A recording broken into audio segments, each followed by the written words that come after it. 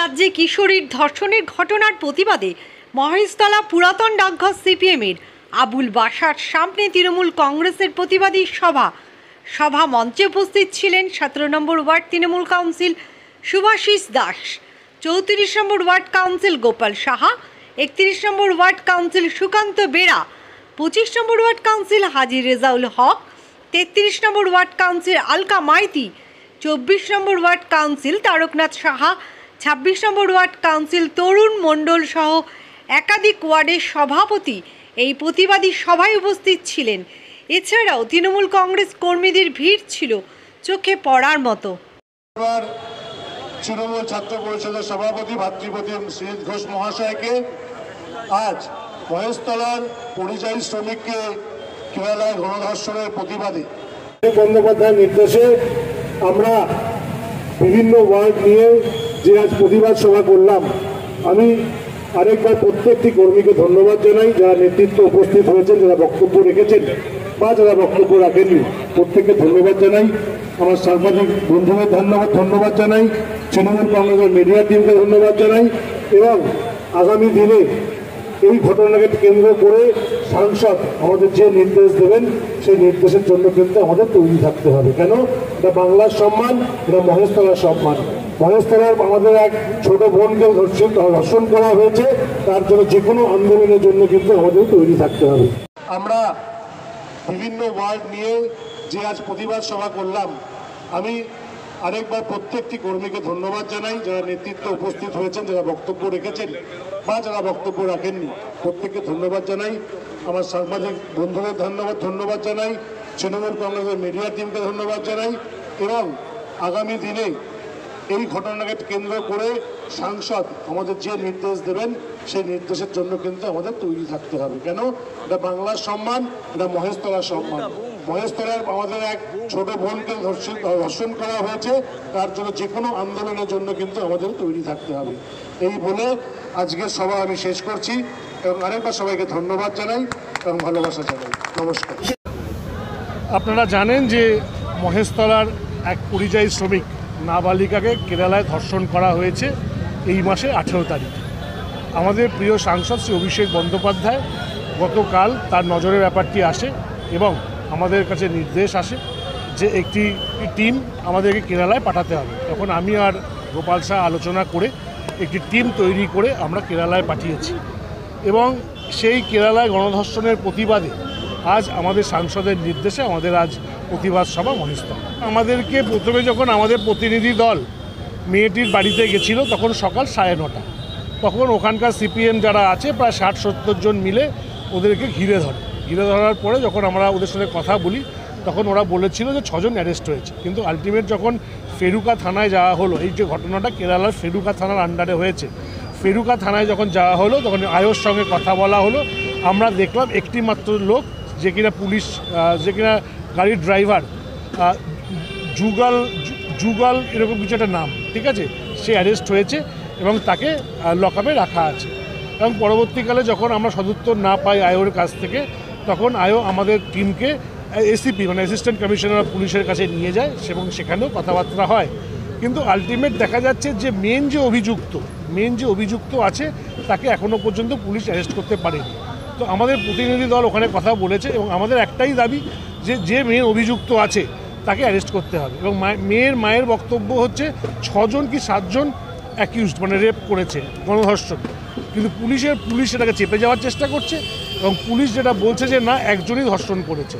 তো আমাদের বক্তব্য হচ্ছে যে এটাকে প্রপার এনকোয়ারি করা হোক। যখন দেখুন একটা নারীর সম্মান নিয়ে কাউকেই ছেলে খেলা করা উচিত না, কাউকেই বাঁচানোরও উচিত না, সে যেই হোক, তৃণমূল ওখানকার সিপিএম কর্মী হোক আর যেই হোক, আমার দেখার বিষয় নয়। আমার দেখার বিষয় হচ্ছে মেয়েটি যাতে প্রপার জাজমেন্ট পায়, প্রপার বিচার পায়, সেটি কিন্তু দেখবার দায়িত্ব। তার জন্যই কিন্তু অভিষেক বন্দ্যোপাধ্যায় মাননীয় সাংসদ এই পদক্ষেপ নিয়েছে প্রতিনিধি দল পাঠানোর জন্য। শুভাশিস দাস, পৌরপিতা, 17 নম্বর ওয়ার্ড, মহেশতলা পৌরসভা। বিশেষ করে এক জ্বলন্ত উদাহরণ ভারতবর্ষের বুকে, সেই নিয়ে আজকে আমাদের এই সভা।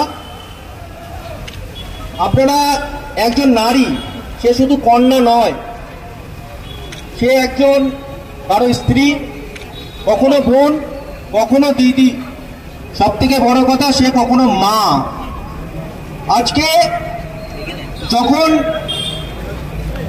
এমন অত্যাচার হচ্ছে, 20 জন প্রায় মিলে একটি মেয়েকে, বাংলার যার 17-18 বছর বয়স, তাকে যখন অত্যাচার করছে, কোনো সাড়া নেই।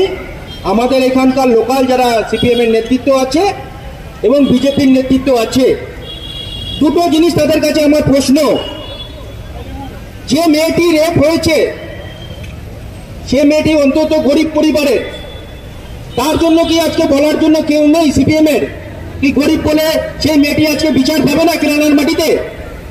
আর দ্বিতীয়, বিজেপির কাছে একটাই প্রশ্ন, যে মেয়েটি অন্য ধর্মের, তাই বলে কি তার কোনো বিচার হবে না?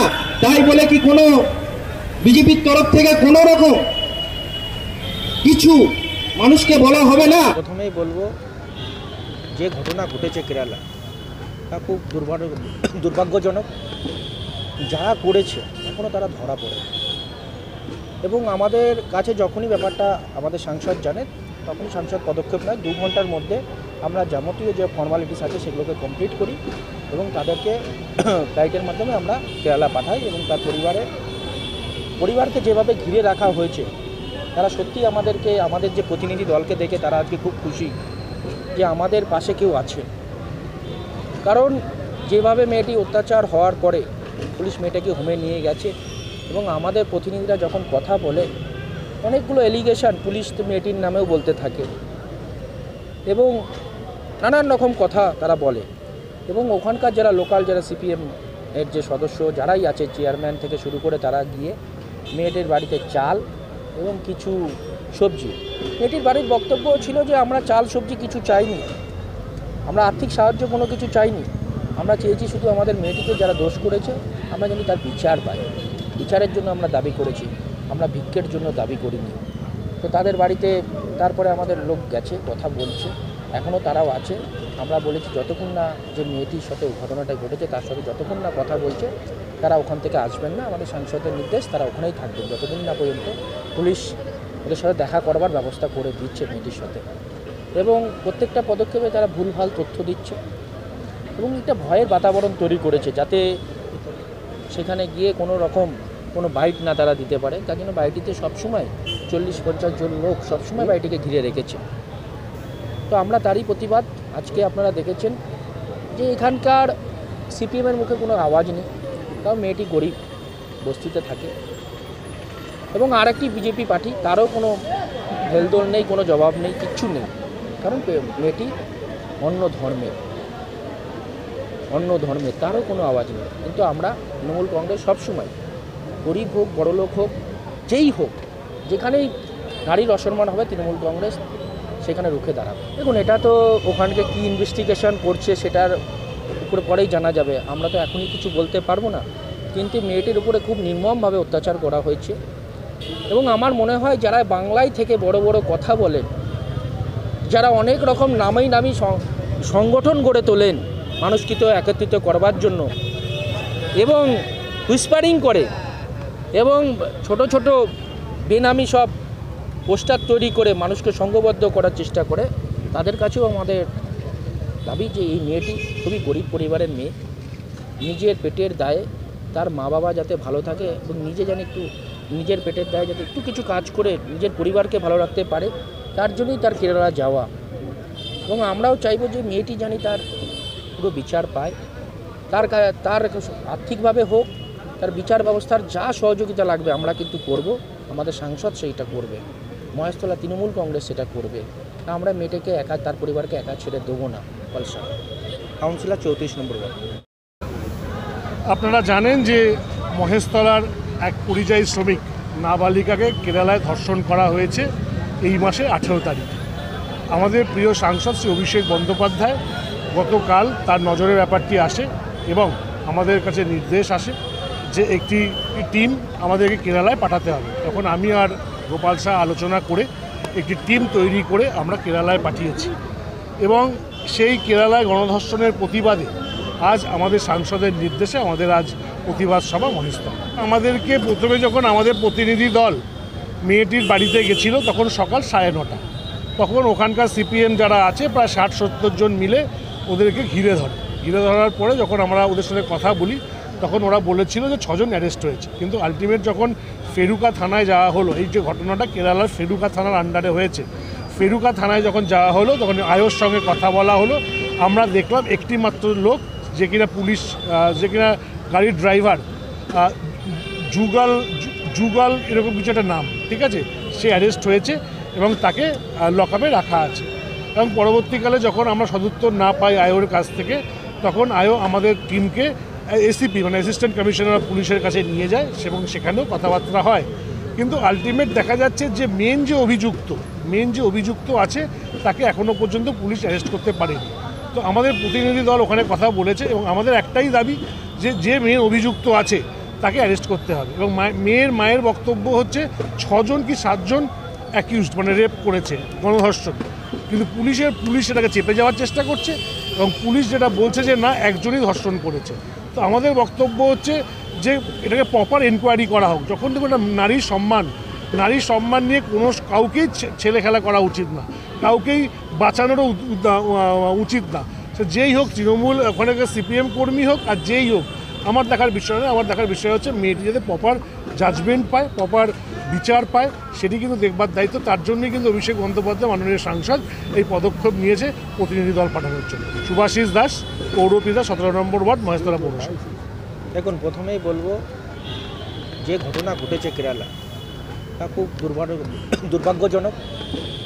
যারা করেছে এখনও তারা ধরা পড়ে, এবং আমাদের কাছে যখনই ব্যাপারটা আমাদের সাংসদ জানে তখনই সাংসদ পদক্ষেপ নেয়। 2 ঘন্টার মধ্যে আমরা যাবতীয় যে ফর্মালিটিস আছে সেগুলোকে কমপ্লিট করি এবং তাদেরকে ফ্লাইটের মাধ্যমে আমরা কেরালা পাঠাই। এবং তার পরিবারকে যেভাবে ঘিরে রাখা হয়েছে, তারা সত্যি আমাদের যে প্রতিনিধি দলকে দেখে তারা আজকে খুব খুশি যে আমাদের পাশে কেউ আছে। কারণ যেভাবে মেয়েটি অত্যাচার হওয়ার পরে পুলিশ মেয়েটাকে হোমে নিয়ে গেছে এবং আমাদের প্রতিনিধিরা যখন কথা বলে অনেকগুলো এলিগেশন পুলিশ মেয়েটির নামেও বলতে থাকে এবং নানান রকম কথা তারা বলে। এবং ওখানকার যারা লোকাল, যারা সিপিএম এর যে সদস্য যারাই আছে, চেয়ারম্যান থেকে শুরু করে, তারা গিয়ে মেয়েটির বাড়িতে চাল এবং কিছু সবজি, মেয়েটির বাড়ির বক্তব্য ছিল যে আমরা চাল সবজি কিছু চাইনি, আমরা আর্থিক সাহায্য কোনো কিছু চাইনি, আমরা চেয়েছি শুধু আমাদের মেয়েটিকে যারা দোষ করেছে আমরা যেন তার বিচার পাই, বিচারের জন্য আমরা দাবি করেছি, আমরা ভিক্ষের জন্য দাবি করিনি। তো তাদের বাড়িতে তারপরে আমাদের লোক গেছে, কথা বলছে, এখনও তারাও আছে। আমরা বলেছি যতক্ষণ না যে মেয়েটির সাথে ঘটনাটা ঘটেছে তার সাথে যতক্ষণ না কথা বলছে তারা ওখান থেকে আসবেন না। আমাদের সাংসদের নির্দেশ, তারা ওখানেই থাকবেন যতদিন না পর্যন্ত পুলিশ ওদের সাথে দেখা করবার ব্যবস্থা করে দিচ্ছে মেয়েটির সাথে।